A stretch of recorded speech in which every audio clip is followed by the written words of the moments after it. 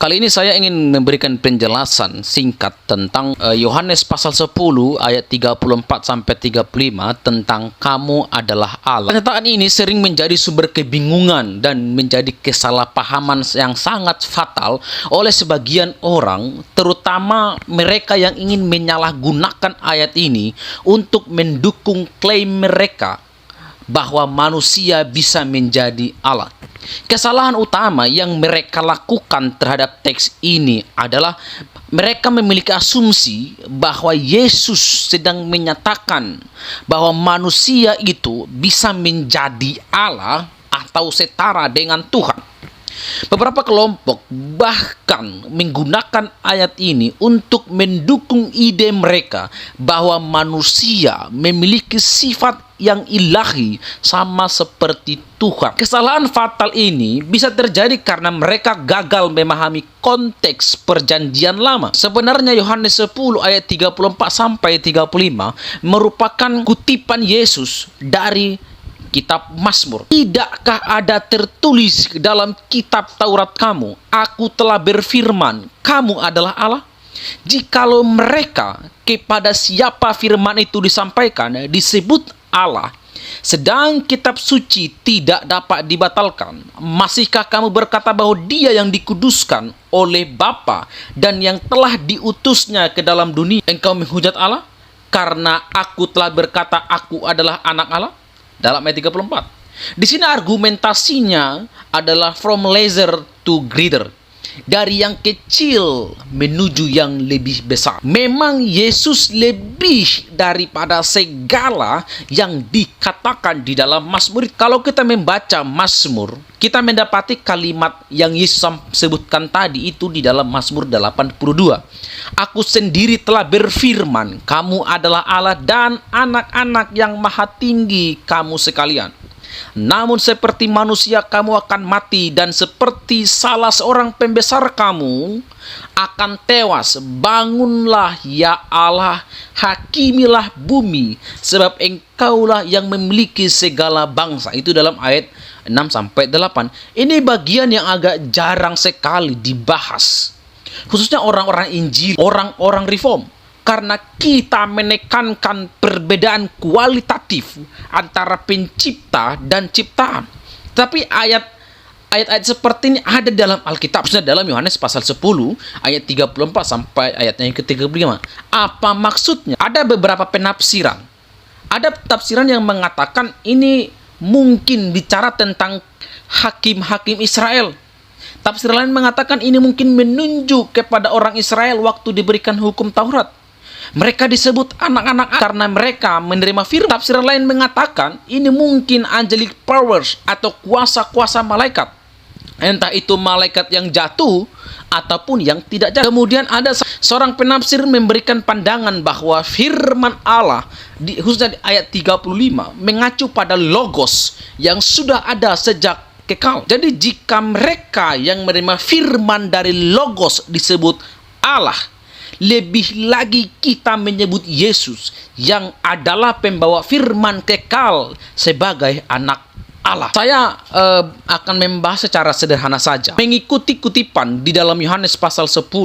Mengapa di sini disebut Allah? Kalau dalam penafsiran Yohanes yang mencatat perkataan Kristus disebut Allah, karena mereka adalah orang-orang yang menerima firman. Orang-orang yang menerima firman menurut tafsiran Yohanes disebut Allah. Saudara mungkin tidak pernah mendengar kalimat semacam ini. Kita jarang sekali bicara mengenai kontinuitas Allah dan manusia. Yang sering kita bicarakan adalah diskontinuitas Allah dan manusia. Di bagian ini kata Allah ditulis dalam huruf kecil.